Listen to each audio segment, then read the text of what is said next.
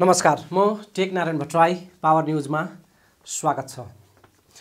दर्शकवृन्द, corona संक्रमित भएर म 2 हप्तासम्म टेलिभिजनमा उपस्थित हुन सकिनँ। अब अलि निको भएको छु र कार्यक्रममा हाजिर छु। एक भुक्तभोगी संक्रमितको नाताले भन्न मन लागेको कुरा के छ भने यति बेला कोरोनाका कारण मेरो पनि आफन्त बितेका छन्। चिनजानका थुप्रै मानिसहरू फटाफट मरेका खबरहरू सुनिरहनु परेको छ र म र मेरो परिवार संक्रमित भएर जीवन मरणको दोसाँधमा जुझ्नु पर्यो। धेरैको यस्तै कथा व्यथाहरू यति बेला छन्। त्यसैले कोरोनालाई हल्कामा नलिउँ। कसरी हुन्छ, कोरोना लाग्नबाटै बचौँ। लागिहालेछ भने आत्मबल र स्वास्थ्य कर्मीहरूको सहयोग एवं सल्लाहमा कोरोनाबाट मुक्त बनौँ। ज्यान जसरी हुन्छ बचाउँ। अब लागौँ आजका विषय र प्रसङ्गतर्फ। दर्शकवृन्द, कोरोना महामारीको पुरापुर 365 दिन अर्थात् सिङ्गो 1 वर्ष बितेपछि हाम्रा प्रधानमन्त्री केपी शर्मा ओलीलाई अहिले आएर लागेको छ कि कोरोना त मैले सोचे जस्तो रहेनछ। मैले कोरोनालाई कम आँकेको रहेछु। सोचे झैँ कोरोना रहेनछ। 5000 बढी नागरिकको ज्यान गएपछि मात्रै यो देशको प्रधानमन्त्रीलाई बल्ल महसुस भएको छ कि मैले त कोरोनालाई हल्कामा लिएको रहेछु। वर्षभरि कोरोनालाई मजाक बनाएर फन्टुस भाषणबाजी गर्दै आएका प्रधानमन्त्री ओलीलाई अब आएर लाग्न थालेको छ कि यो त मजाकको विषय रहेनछ कोरोना। इटली र स्पेन जस्तो एकैचोटि आगोको भुङ्ग्रोमा पर्ने स्थिति नेपालका हकमा थिएन। पूर्व तयारीका लागि प्रशस्त समय नेपालले पाएको थियो। एकपछि अर्को गर्दै विश्वका मैयौँ भन्ने विकसित देश महामारीको बडखालोमा परिसकेका थिए। त्यो सबै दुर्दशा देखेपछि समयमै इसारा बुझ्नुपर्ने थियो। तर हाम्रो त इम्युन पावर नै तगडा छ। हाम्रो हिमाली हावादेखि नेपाली भान्सा स्वयं कोरोनासँग लड्ने ताकत राख्छ भनेर प्रधानमन्त्रीले कोरोनासँग हुक्का गर्दै सिगुरी खेल्ने काम गरिरहे वर्षैभरि। नभन्दै दैलोमै दुर्दशा आइपुग्यो। एउटा भनाइ छ नि, मूर्ख आफै खाल्डोमा नपरी चेत पाउँदैन। प्रधानमन्त्रीको चेत फेर्न नेपाली जनताका लागि निकै महँगो पर्यो। 1 वर्ष पहिले नै विश्व स्वास्थ्य सङ्गठनले नेपाल निकै जोखिममा छ है भन्दै अगाह गरेकै थियो। विज्ञ र डाक्टरहरूले भनिरहेका थिए अगाडि खाल्डो छ, निकै जोखिम छ, कोरोना भयङ्कर घातक छ, हल्कामा यसलाई नलिगौँ। तर महामारी भन्दा प्रधानमन्त्रीको अहङ्कार निकै खतरनाक भइदियो। हाम्रा प्रधानमन्त्रीले अहङ्कारको पट्टी आँखामा बाँधेर देश र जनतालाई जान भडखालोमा लगेर गर्लम्मै लडाउने काम गरेका छन्। समयमै विज्ञका कुरा सुनेको भए, विश्व स्वास्थ्य सङ्गठनको प्रक्षेपणलाई हेक्का राखेको भए, महामारीले थला पारेका देशहरूको हालत र त्यसका इसाराहरूलाई बुझ्ने अक्कल भइदिएको भए आज पुरापुर 1 वर्ष बिताएर अनि 5000 बढी नागरिकहरूको अमूल्य ज्यान गुमाएर मात्रै कोरोनालाई बुझ्ने मामलामा गल्ती भयो भन्ने यो दिन आउने थिएन। प्रधानमन्त्रीज्यू, अब्बल स्वास्थ्य पूर्वाधार भएका देशहरूमा हर कोसिस गर्दा गर्दै पनि कोरोनाले मान्छेको ज्यान लिएको छ। पहिलो ज्यानमारा त कोरोना नै भइहाल्यो, त्यसमा शङ्का छैन। तर नेपालको हकमा कोरोना सँगसँगै राज्यले पनि नागरिकको हत्या गरेको छ। कोरोनाले लिएको ज्यान र राज्यले लिएको ज्यान कुल मिलाएर 5000 बढीको अमूल्य ज्यान नेपालमा गएको छ। दर्शकवृन्द, अरू अहङ्कारी भएर वा अरूले अक्कल गुमाउँदा खासै ठुलो क्षति हुने थिएन सायद। तर स्वयं एउटा देशको कार्यकारी प्रमुख अहङ्कारी, कसैको कुरा नसुन्ने र मैमत्त स्वभावको भइदिँदा त्यो कति घातक र क्षतिग्रस्त हुने रहेछ। अहिले नेपालले त्यसको पीडा भोगिरहेको छ। मै ब्रह्मज्ञानी, मै विज्ञ, मै सर्वज्ञाता ठानेर प्रधानमन्त्रीले कोरोना नियन्त्रणमा गम्भीर खेलवाड गरेका छन्। अलिक तातो पानी लिँदै नस लिँदै नाक स्याक गरेर सफा गरिदिउँ। पहिले गएर नाकमा बस्ने हो कोरोना, त्यहीँबाट फालिदिएपछि चट अहिले आएर बल्ल त्यो खेलवाड स्वयं प्रधानमन्त्री केपी शर्मा ओलीले महसुस गरेका छन्। तर दम्बको राग भने अझै पनि कायमै छ। आज हामी त्यस विषयमा पनि विस्तृतमा चर्चा गर्नेछौँ। दर्शकवृन्द, कोरोना महामारी नथामिए पनि अहिले आएर माधव कुमार नेपाल र उनको टिम भने एकाएक थामिएको छ। उनीहरू केही मत्थर भएका छन्। महामारीको वर्ष दिनभर माधव नेपाल एन्ड टिमले देशको निर्णायक नेतृत्वलाई अल्मल्याउने र महामारी नियन्त्रणबाट ध्यान भड्काउने काम गर्यो। महामारीको दुष्चक्र चलिरहेको यस्तो बेलामा सिङ्गो राजनीतिक ताकतलाई धुलिसात पार्न भूमिका खेल्यो त्यो टिमले, जसका कारण महामारी झन्झन हाबी हुँदै अहिलेको स्थिति यो वातावरण बनेको छ। जनताको ज्यान लिने महामारी भन्दा ठुलो एजेन्डा माधव एन्ड कम्पनीको के थियो र अहिले आएर त्यो एजेन्डा कसरी मत्थर भयो? जवाफ माधव एन्ड टिमले दिनुपर्ने भएको छ। माधव नेपाल मात्रैले होइन, प्रचण्ड लगायत प्रमुख प्रतिपक्षी नेपाली काङ्ग्रेस र अन्य प्रतिपक्षी दलहरूले पनि यो महामारीलाई उत्तिकै मजाक बनाएका छन्। सत्ता दाउपेचका लागि निकै ऊर्जा खपत भयो, तर कोरोना नियन्त्रण उनीहरूको प्राथमिकतामा परेन। अब उनीहरूले पनि जवाफ दिनुपर्ने बेला भएको छ कि सिङ्गो 1 वर्ष महामारी विरुद्ध उनीहरूले के गरे। नागरिकमा चेतना फैलाउन, महामारीसँग लड्ने तयारीका खातिर सत्ता इतरबाट के पहल भयो, कति गम्भीरता देखियो, नागरिकको ज्यान बचाउन चाहिने जीवन रक्षक औषधिदेखि भ्याक्सिन र स्वास्थ्य सामग्री जो गर्न के योगदान दिए उनीहरूले। महामारीमा झिना स्वार्थलाई थाँती राखेर सरकारसँग हातेमाले गर्नुको साटो राजनीतिक दाउपेचमै समय खेर फाल्ने काम सत्ता इतरबाट पनि भएको छ। 5000 नागरिकको ज्यान गुमाउनु परेको विषयमा अपराध बोध उनीहरूले पनि गर्ने कि नगर्ने, यति बेला सवालको घेरामा समग्र सिङ्गो राजनीतिक पङ्क्ति राजनीतिक नेतृत्व फसेको छ। प्रधानमन्त्रीले कोरोनालाई बुझ्ने मामलामा गल्तीबोध त गरेका छन्, तर अपराध बोध गर्न बाँकी नै छ। नागरिकको अमूल्य ज्यानसँग खेलवाड गरेकोमा पश्चाताप कहिले हुन्छ प्रधानमन्त्रीज्यू? सुरुमा हामीले अनुभव पनि भएन। मैले नि ठानेको के थियो भनेदेखि यस रूपमा नेपालमा चाहिँ कोभिड बढ्छ भन्ने मैले ठानेको थिएँ। मैले के ठानेको थिएँ भनेदेखि हाम्रो चाहिँ इम्युन सिस्टम धेरै स्ट्रङ छ, त्यसकारण अलिअलि सर्ला तर धेरै यस तहमा चाहिँ वृद्धि हुन सक्दैन भन्ने लाग्यो। तर यस तहमा वृद्धि भयो। सामान्य इम्युन सिस्टमले पनि यसलाई रेसिस्ट गर्न सक्दो रहेछ। यद्यपि इम्युन सिस्टमको काम छैन भने त्यो जति मात्रामा मान्छे रिभाइभ भएका छन् त्यसमा पनि इम्युन सिस्टमको अवश्य नै भूमिका हुन्छ। यससँग इम्युन सिस्टमको भूमिका नहुने होइन। महामारीको 1 वर्षपछि 5000 को ज्यान गएपछि अहिले आएर बल्ल प्रधानमन्त्रीको होस ठेगानमा आएको छ र प्रधानमन्त्री भन्दैछन् कोरोना यसरी बढ्ला भन्ने मलाई लागेकै थिएन। इम्युन बलियो छ, त्यसैले ठिक पार्छ होला भन्ने मैले सोचेको थिएँ।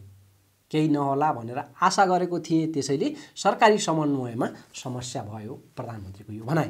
प्रधानमन्त्रीले वर्षभर कोरोनालाई कतिसम्म ठट्टा मजाक र हल्का विषय बनाए भन्ने स्मरण गर्न उनका केही भनाइलाई यहाँ हामीले प्रस्तुत गर्नुपर्ने हुन्छ। प्रधानमन्त्रीका भनाइहरू वर्षैभरि आइरहे र ती यस प्रकार थिए। कोरोना भनेको रुगाखोकी जस्तै हो, लागिहाल्यो भने हाच्छिउँ साच्छिउँ गर्नुपर्छ, तातो पानी खानुपर्छ, उडाइदिनुपर्छ। भाइरसमा बोसीय फ्याटिय तत्त्व हुन्छ। तातो पानी अथवा मनतातो पानीले धोएपछि फ्याटिय तत्त्व उड्छ, समाप्त हुन्छ। प्रधानमन्त्रीको भनाइ। कोरोना भाइरस नाकमा आयो भने सिनित्तै फालिदिनुपर्छ, केही गरी घाँटीमा पुगिहाल्यो भने खाकखोक गर्नुपर्छ, खोकेर फाल्नुपर्छ। कोरोना यस्तो चिज हो, खाकखोक गरे पनि हुन्छ। प्रधानमन्त्रीको भनाइ। हाम्रो भान्सामा बेसार, लसुन, प्याज र टिमुर हुन्छ, त्यसले प्रतिरोधी क्षमता बलियो बनाउँछ। कोरोनाले हामीलाई केही गर्दैन। प्रधानमन्त्रीको निकै चर्चित भनाइ संसदमा सुनियो। नेपालीको प्रतिरोधी क्षमता बलियो भनेर कोही एकजना सांसदले सोध्नुभयो। मैले भनेको, मैले भर्खरै सुन्नु भएन, मैले भनेको प्रधानमन्त्रीको अभिव्यक्ति संसदमा यो प्रकारले आएको थियो, त्यो निकै चर्चित थियो। हावापानीले पनि हाम्रो क्षमता बलियो बनाएको छ। मरुभूमिजन्य ठाउँहरूबाट तातो हावा यदि आयो भने हिमालको नजिक पुग्नुभन्दा पहिले नै त्यो चिसो भइसक्छ, कायल भइसक्छ हावा। त्यसबाट त्यस्तो हावापानीमा बस्ने हामी नेपाली भएका कारणले पनि हामी कोरोनासँग आत्तिनु पर्दैन, प्रधानमन्त्रीको भनाइ। अन्य बिरामीहरूका जटिलताका कारणले केही मान्छेहरूको निधन भएको छ, अन्य रोगका कारणले। तर विश्व स्वास्थ्य सङ्गठनको मान्यता अनुसार कोरोनाले नै मरेको मान्नुपर्ने अवस्था छ। त्यस कारणले नेपालमा कोरोनाबाट मान्छे धेरै मरेका छैनन्। विश्व स्वास्थ्य सङ्गठनको बाध्यात्मक अवस्थाका कारणले हामीले त्यसलाई अन्य कारणले मरेकाहरूलाई पनि कोरोनामा गणना गर्नु परेको छ। प्रधानमन्त्रीको यो अभिव्यक्ति पनि रह्यो। र यस्ता तमाम हावादारी अभिव्यक्ति सहित प्रधानमन्त्रीले अत्यन्तै महत्त्वपूर्ण एक वर्ष बिताए र अहिले 5000 बढीको ज्यान गइसकेपछि र एक वर्ष गुज्रिसकेपछि प्रधानमन्त्रीको भनाइ बल्ल आएको छ। नेपालमा कोभिड यस रूपमा बढ्छ भन्ने मलाई लागेकै थिएन। त्यसैले सरकारका थुप्रै कामहरूमा समन्वयको अभाव देखियो। दर्शकवृन्द, सर्वोच्च अदालतको बारले भनेको छ कोरोनाबाट भएको नागरिकको क्षति फगत मृत्यु मात्रै होइन, त्यो हत्या हो। राज्यले गरेको लापरवाहीका कारण नागरिकले ज्यान गुमाउनु परेको सर्वोच्च बारको प्रतिक्रिया छ। दर्शकवृन्द, दुईवटा थप खबरहरू छन्। प्रधानमन्त्री र मुख्यमन्त्रीको रुचिका खबरहरू यी छन्। हाम्रा दर्शकहरूलाई पनि यी खबरहरू रुचिकर नै लाग्ला भन्ने आशा छ।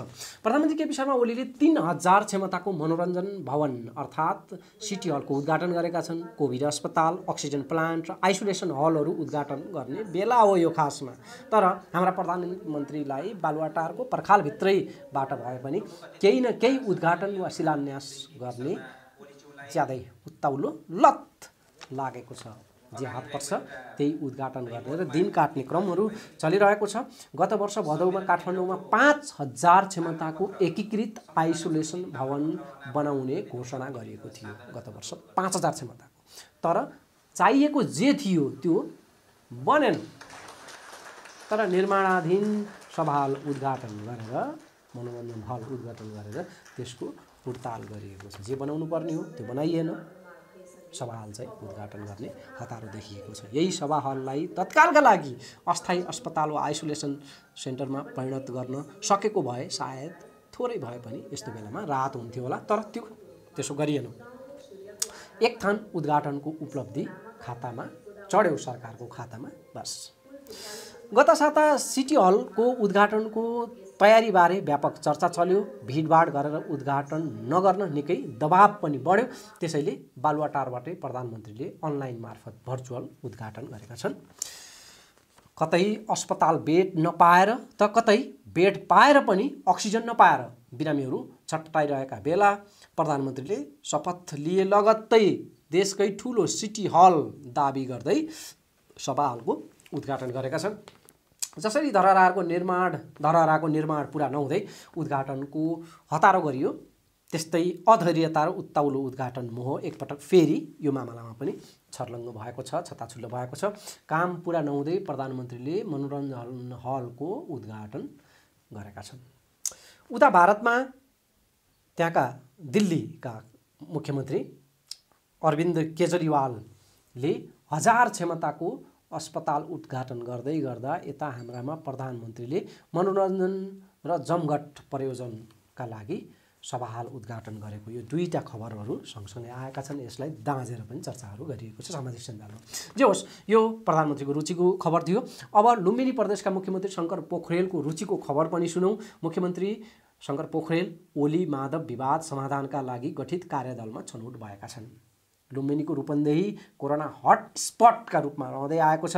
मुख्यमन्त्रीको कार्यालय अगाडिकै अस्पतालमा अक्सिजन सप्लाई बन्द हुँदा बिरामीहरू छटपटाएर मर्नु परेको थियो।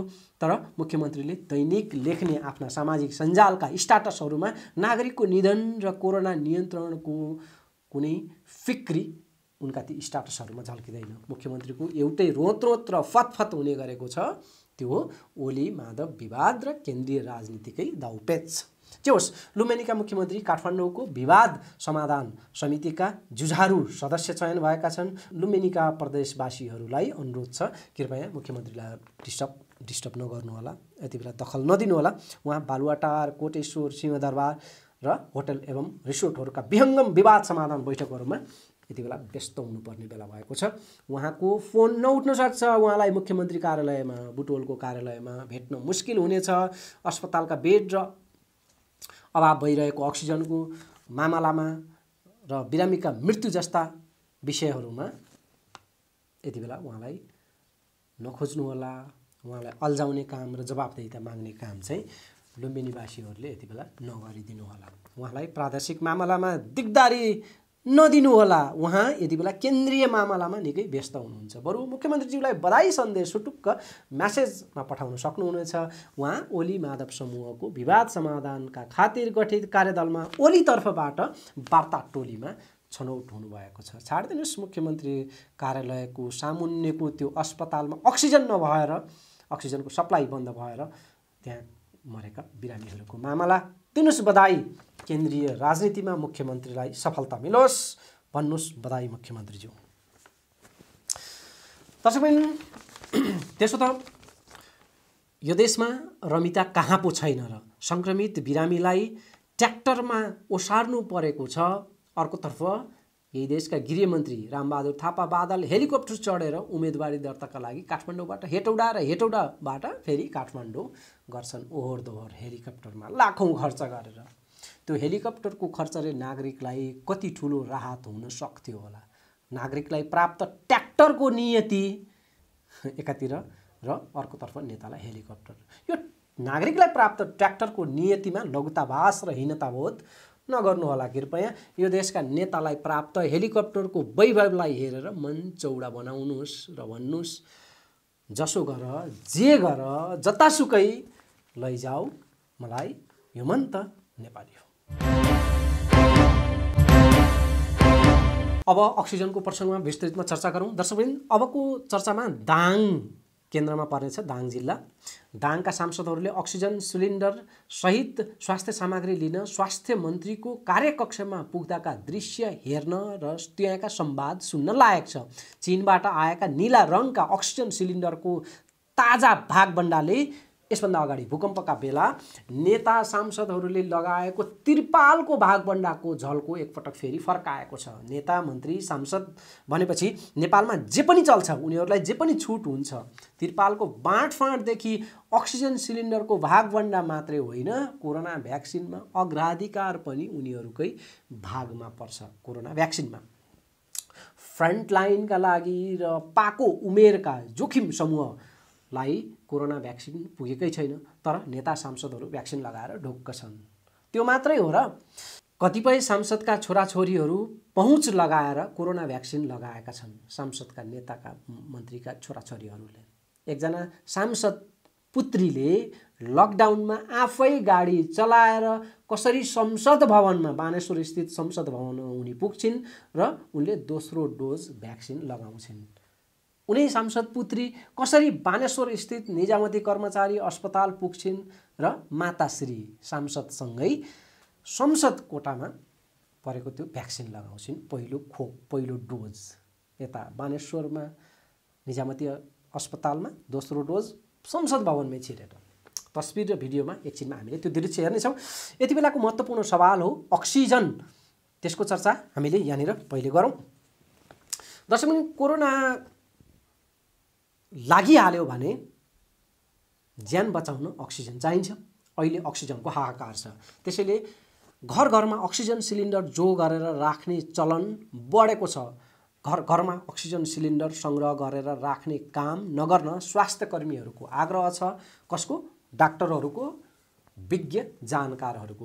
डाक्टर सुधांशु केसीको भनाइ छ, कोभिडको लागि घर घरमा अक्सिजन सिलिन्डर यदि राख्नु भएको छ भने त्यो पर्दैन, अर्थात् त्यसो नगर्नुहोस्। जुन बेलामा अक्सिजनको प्रयोग गर्नुपर्ने अवस्था आउँछ तपाईँ हस्पिटल जानै पर्ने हुन्छ। कृपया अक्सिजन सिलिन्डर फर्काइदिनुहोस्।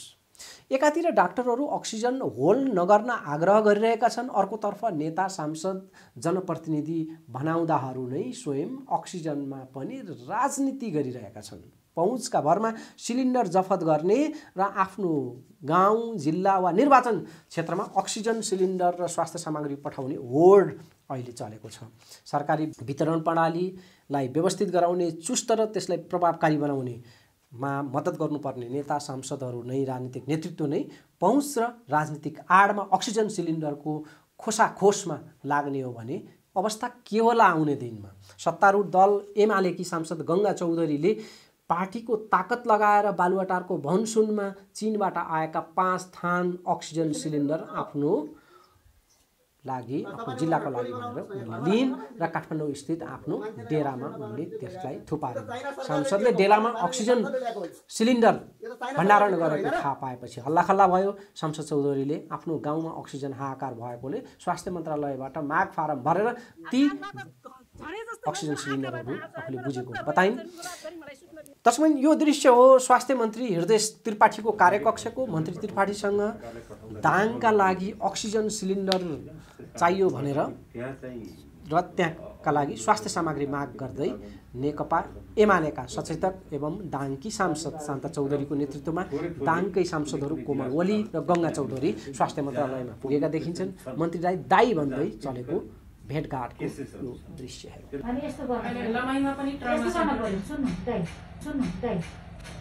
त्यो बेलजुन्डी कोभिड हस्पिटल छ, आइसोलेसन छ, त्यसैको लागि पठाइदिनु पर्यो। म नोट गर्न लगाइदिन्छु, कहाँ पठाइदिनु काम लाग्छ हो, अरू हुँदैन। त्यस कारणले यो चाहिँ पनि नछुटोस् भनेर मात्रा पनि मिलाएर व्यक्ति व्यक्तिले यसरी पहुँचका बलमा तछाड मछाड गरेर अक्सिजन कब्जा गर्ने र आफ्नो गाउँ, आफ्नो जिल्ला र आफ्नो निर्वाचन क्षेत्र भन्दै जसको शक्ति उसको भक्ति शैलीमा यसै गरी अघि बढ्ने हो भने यस अगाडि गङ्गालाल अस्पतालका एकजना डाक्टरले भनेको जस्तै सरकारी सिस्टम कोल्याप्स हुनेछ, अराजकता बढ्नेछ। यसको परिणाम निकै भयावह हुनसक्छ। त्यसैले नेता सांसदहरूले यो बेला सिस्टममा थप धक्का दिने र कमजोर बनाउने तर्फ होइन कि कसरी हुन्छ अक्सिजन वितरण प्रणाली सिस्टमलाई व्यवस्थित र वैज्ञानिक बनाउने र आवश्यकताको सिद्धान्त अनुरूप कसरी वितरण प्रणाली हुन सक्छ त्यसमा जोड दिनु उचित हुनेछ। भूकम्पका बेलामा जनतालाई आएको त्रिपाल सांसद नेताहरूले भागभण्डा लगाएको घटना जस्तै अहिले चीनबाट आएका नीला रङका अक्सिजन सिलिन्डर नेता सांसदहरूले भाग लगाएर लिने अवस्थाको सङ्केत सुरु भएको छ। चीनबाट त्यस्ता सिलिन्डरहरू अझै पनि आउने क्रममा छन्। गङ्गा चौधरी वा दाङका अरू कुनै सांसद अथवा नेताहरूले सिलिन्डर लियो, त्यो उसको कमजोरी वा कमसल बुद्धिका रूपमा त्यसलाई मानौला। तर यस्तो महामारीको बेलामा सरकारी स्वास्थ्य संयन्त्र कसरी चलेको छ भन्ने यो एउटा निकै भद्द उदाहरणका रूपमा अगाडि आएको छ। सत्तारूढ दलको सांसद भएकै आधारमा र बालुवाटारको भनसुनलाई थेग्न नसकेर स्वास्थ्य मन्त्रालयले अक्सिजन सिलिन्डर र स्वास्थ्य सामग्री बाँड्ने जुन काम गर्यो त्यो निकै लज्जास्पद र खेदजनक छ। यो दृश्य जुन मन्त्रालयको स्वास्थ्य मन्त्रालयको हो, यो दृश्य हेर्दा स्वास्थ्य मन्त्रीको मनोभावना ठम्म्याउन हामीले सक्छौँ र यहाँको संवाद सुन्दा मन्त्री बालुवाटारको दबावका अगाडि बाध्यतामा परेको देखिन्छ। मन्त्रीले भन्दैछन् जनप्रतिनिधिले स्वास्थ्य सामग्री बोक्ने र बाँड्दै हिँड्ने होइन। त्यो बेलजुन्डी कोभिड हस्पिटल छ, आइसोलेसन छ, त्यसैको लागि पठाइदिनु पर्यो। म नोट गर्न लगाइदिन्छु, कहाँ पठाइदिनु। एकचोटि त्यो प्रकाशले बोलाउनु, म एकचोटि फोन गरिहाल्छु नि। त्यो पनि उसले नै हेर्ने हो, तुलसीपुर प्रादेशिक अस्पतालले नै हेर्ने। पर्दैन, जनप्रतिनिधि काम होइन, जनप्रतिनिधि औषधि उपचार गर्छ।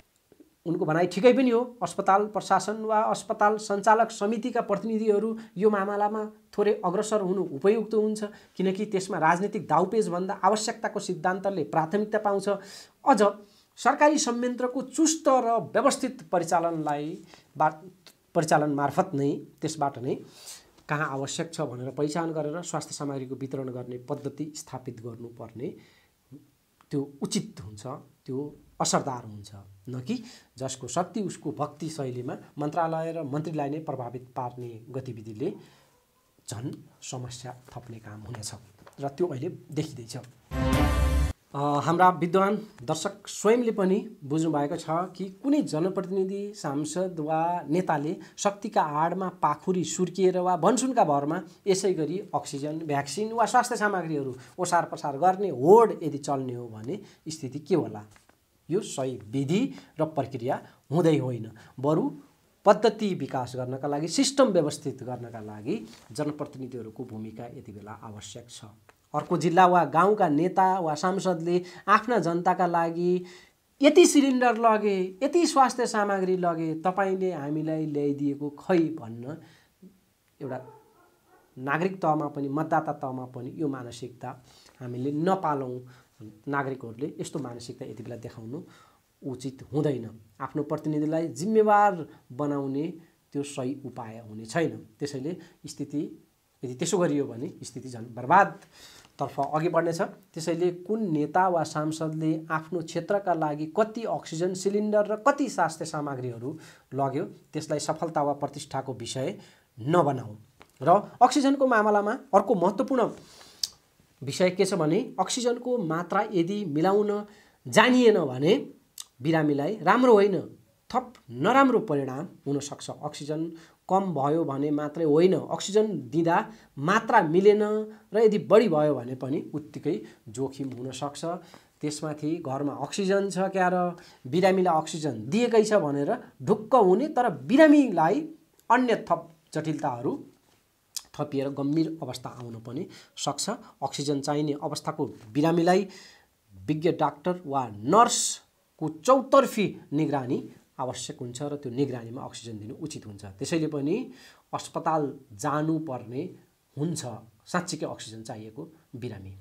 एकातिर घर घरमा अक्सिजनको सिलिन्डर होल्ड गर्ने र त्यसले उल्टो परिणाम दिने, अर्कोतर्फ अति आवश्यक हुने बिरामीले अस्पतालमा अक्सिजनै नपाउने अवस्था अहिले बनिरहेको छ। यो निकै घातक छ। घर घरमा होल्ड भएका अक्सिजनका सिलिन्डर बारम्बार प्रयोगमा आउँथे। यदि ती अस्पतालमा हुन्थे अथवा सही ठाउँमा हुन्थे भने बिरामीले ती सिलिन्डरबाट अक्सिजन लिन्थे, ती फेरि खाली हुन्थे, फेरि ती भरिन्थ्यो। एउटै सिलिन्डरले कतिजना बिरामीलाई बचाउने काममा, बचाउने प्रयोजनमा ती काम आउँथे। तर तपाईले घरमा सिलिन्डर होल्ड गरिदिँदा सिलिन्डर अभाव भएर मान्छेको ज्यान जाने अवस्था बन्न सक्छ। त्यसैले अक्सिजन सिलिन्डर होल्ड गरेर कतै तपाईँ हामीले अपराध गरिरहेका त छैनौँ। कृपया एकपटक यो विषयमा विचार गरौँ। अक्सिजनको मात्रा कति लिनुपर्ने हो, अक्सिजन लिँदाखेरि कति मिलाएर लिनुपर्छ, कसरी लिनुपर्छ, हामीलाई अक्सिजनको टक्सिसिटी, अक्सिजन धेरै लिँदा हुने चाहिँ साइड इफेक्टहरू हामीलाई थाहा छ कि छैन त, त्यो पनि विचार गर्नुपर्छ। त्यसले गर्दाखेरि चाहिँ घर घरमा सिलिन्डर होल्ड गर्नु ठिक हुँदैन। र अर्को कुरा के छ भने त्यही एउटा सिलिन्डर घरमा बसिरह्यो भने त्यसले एकजनालाई फाइदा गर्न सक्ला, तर त्यही सिलिन्डर हस्पिटलमा हुने हो भने रिफिल गर्दाखेरि चाहिएको बेलामा विभिन्न बिरामीहरूलाई दिन सकिन्छ। धेरैभन्दा धेरै बिरामीको चाहिँ उद्धार हुन सक्छ। त्यसैले पनि यो होल्ड गर्नु चाहिँ ठिक कुरा होइन। अक्सिजन भनेको अत्यधिक प्रज्वलनशील पदार्थ मध्येमै पर्छ। त्यसकारण यसको भण्डारण गर्दाखेरि चाहिँ ध्यान दिनुपर्ने हुन्छ।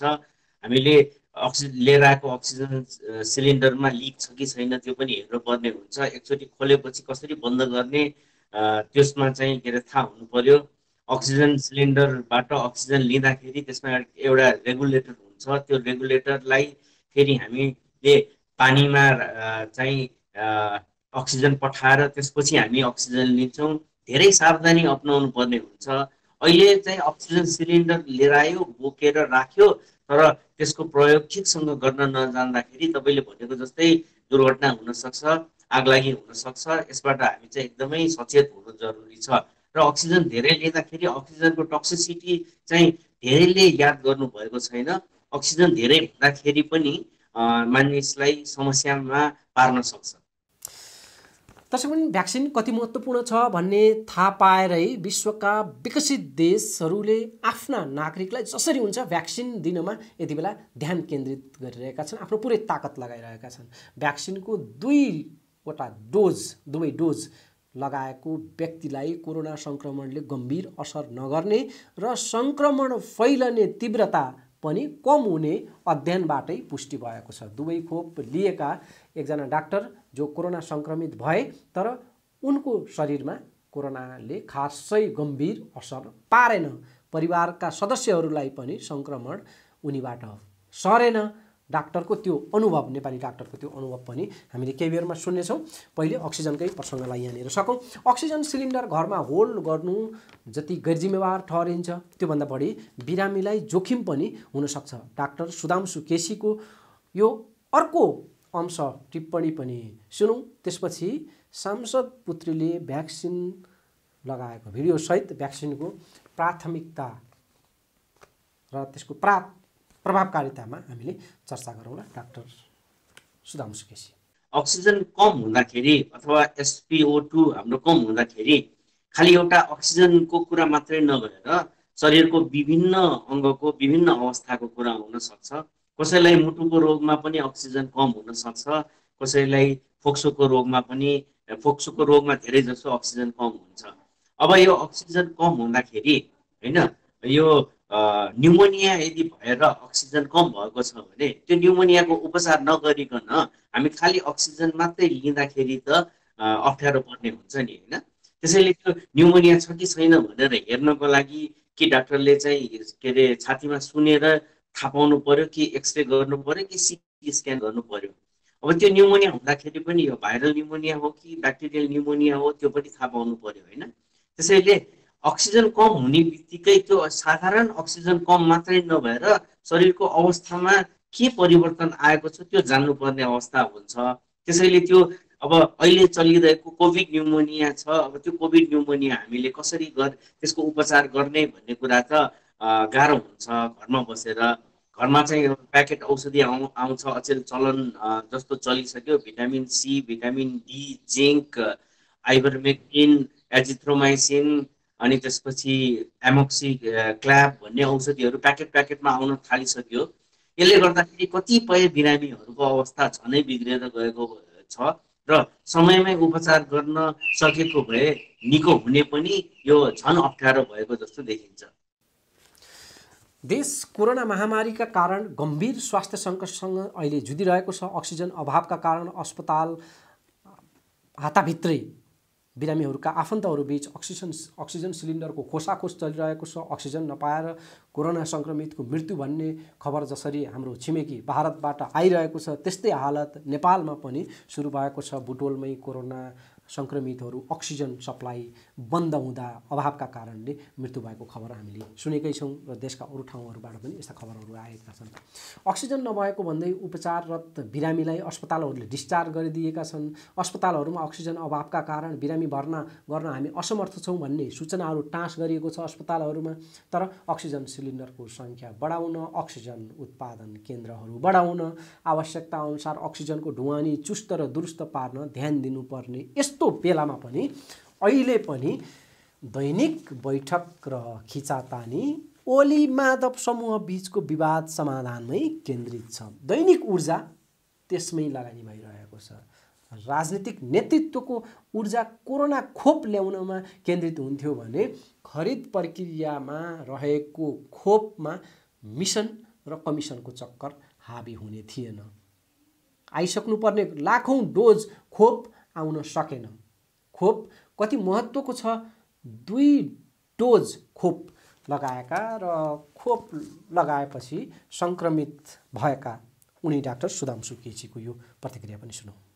2वटा खोप लिएको कारणले गर्दा होला मलाई चाहिँ लक्षणहरू त्यस्तो धेरै कडा भएन। जिउ दुख्ने, एकदमै जिउ दुख्ने, कामै गर्न नसक्ने गरिकन जिउ दुख्ने र हलुका ज्वरो, 100 को हाराहारीमा ज्वरो आएको कारणले गर्दाखेरि मैले जाँच्न गएँ र एकजना स्वास्थ्यकर्मी भएको हिसाबले गर्दाखेरि चाहिँ मैले जचाउनु ठिक पनि थियो, किनभने मैले धेरै कोभिडको बिरामीहरूको चाहिँ हेरचाह गरेको थिएँ। मेरो आफ्नै बिरामीहरू पनि कोभिड बिरामी थिए, त्यस कारणले गर्दाखेरि कता नै कताबाट मलाई सरेको हुनुपर्छ। तर कस्तो छ भने एउटा मैले यसपालि बुझेको र यो चाहिँ विज्ञानले पनि भन्छ कि 2वटा खोप दिइसकेपछि लागेको मान्छेहरूलाई रोगको लक्षणहरू चाहिँ धेरै सिभियर नहुने भएकोले सरकारले पनि यसमा ध्यान दिन जरुरी छ। आफ्नो जनतालाई सकेसम्म धेरैभन्दा धेरै खोप दिने हो भने लक्षणहरू कम हुने, हस्पिटल जान नपर्ने र एकले अर्कोलाई सार्ने पनि सम्भावना कम हुन्छ। मलाई सरेको करिब 7 दिन भइसक्दाखेरि पनि केही पनि कसैलाई लक्षण नभएको र PCR टेस्टबाट पनि नेगेटिभ भएकोले चाहिँ अब यो 2टा खोपको फाइदा चाहिँ मैले एकदमै राम्रोसँग बुझेँ र सरकारले पनि बुझोस् भन्ने चाहन्छु। 2टा खोप दिनाले जसलाई लाग्छ उसलाई लक्षण कम हुने, उसले चाहिँ अरूलाई सार्ने सम्भावना कम हुने, त्यसले गर्दाखेरि चेन ब्रेक हुन पनि सजिलो हुन्छ। त्यसैले सरकारलाई फेरि मेरो विनम्र अनुरोध, दायाँ बायाँ मिसन कमिसनतिर नलागेर यो खोप लिएर खोप दिउँ, जनतालाई बचाउँ। कोरोना विरुद्धको सबैभन्दा प्रभावकारी अस्त्र हो खोप। विश्व अहिले खोपका पछाडि कुदेको छ। शक्तिशाली एवं विकसित देशले आफ्नो नागरिकलाई खोप दिन पुरै ताकत लगाएका छन्, तर नेपालमा आउन तयार अवस्थाको खोप पनि रोकियो। कारण कमिसनको चक्कर। स्वयं स्वास्थ्य मन्त्रीले हृदय त्रिपाठीले सार्वजनिक तहमै टिप्पणी गरेका छन् कि समयमै आउनुपर्ने भ्याक्सिन कमिसनका चक्करका कारणले आउन सकेनन्। भूतहरू सक्रिय भए। उनले कमिसन चक्कर चलाएका ती एजेन्टहरूलाई भूत भनेर टिप्पणी गरेका थिए। एकातिर खोप ल्याउने क्रममा गम्भीर हेलचेक्राइ, अर्कोतर्फ आएको खोपको वितरणमा उत्तिकै फेरि लापरवाही, लामो लाइन र व्यवस्थापनमा भद्रगोलका कारण खोप केन्द्रहरू नै कोरोना संक्रमण फैलाउने अखडा बनेका छन्। त्यसमाथि जोखिम उमेर समूह र कोरोना विरुद्ध खटिने अग्रपङ्क्तिका समूहलाई प्राथमिकता तोकिएको खोपमा पहुँच र राजनीतिक आडमा घुसपैठ पनि उस्तै भएको छ। त्यसको एउटा प्रतिनिधि उदाहरणका रूपमा दाङबाट निर्वाचित नेपाली काङ्ग्रेस सांसद पार्वती डीसी चौधरीको चर्चा यति बेला सामाजिक सञ्जालमा खास गरी चुलिएको छ। उनकी छोरीले लकडाउनको समयमा गाडी आफैले चलाएर संसद भवनभित्र छिरेर दोस्रो खोप लगाएको र त्योभन्दा अगाडि सांसद चौधरीसँगै आफ्नो आमासँगै पहिलो डोज लगाएको तस्बिर र भिडियो अहिले सामाजिक सञ्जालमा बाहिर छ। नेपालमा कसरी शक्तिको दुरुपयोग हुन्छ भन्ने एउटा प्रतिनिधि उदाहरण मानेर सांसद पुत्रीले खोप लिएको यो घटनालाई अहिले चर्चामा लिएको छ। नेता सांसदहरूले आफ्ना परिवारका सदस्य र आफन्तजनलाई स्वकीय सचिव वा आफ्नो कार्यालयको कर्मचारीका रूपमा नियुक्त गर्ने विकृत एउटा चलन नेपालमा छ। यी सांसद पुत्रीले जस्तै पदीय हैसियतको दुरुपयोग गरेर थुप्रैले लाभ लिएका छन्। यी सांसद पुत्रीले त आफ्नो सामाजिक सञ्जालमा सेयर आफ्नो यो फोटो र भिडियोहरू सेयर गरेका कारणले मात्रै यो सदृश्य शक्तिको दुरुपयोगको नमुना हामीले यसरी देखाउन र देख्न पाइयो। तर यसरी पदीय हैसियतको दुरुपयोग गर्नेहरू थुप्रै छन्, धेरै नै छन्। त्यसबाट एकजनाले गरेको दुरुपयोगको रूपमा यसलाई बुझ्न जरुरी छैन। यो होलसेलमै हुने गरेको छ। खोप सबैले पाएको राम्रो, तर सरकारले तय गरेको मापदण्ड, नियम र प्रक्रिया त मान्नु पर्यो नि। पहुँचका आधारमा होइन, नियम विधि प्रक्रियाका आधारमा खोपको न्यायोचित वितरण होस् भन्ने यहाँनिर प्रमुख सवाल हो। यो त महामारी हो दर्शकवृन्द। सरकार, स्वास्थ्यकर्मी, सुरक्षा संयन्त्र वा विदेशी दान र सहयोगको आश भरमा पर्ने यो बेला पटक्कै होइन। स्वयं सचेत हुने र आफ्नो ज्यानको सुरक्षा र सावधानीमा हामी स्वयं बढीभन्दा बढी जिम्मेवार बनौँ। अर्को अङ्कमा भेटौँला। अहिलेलाई बिदा पाऊँ। नमस्कार।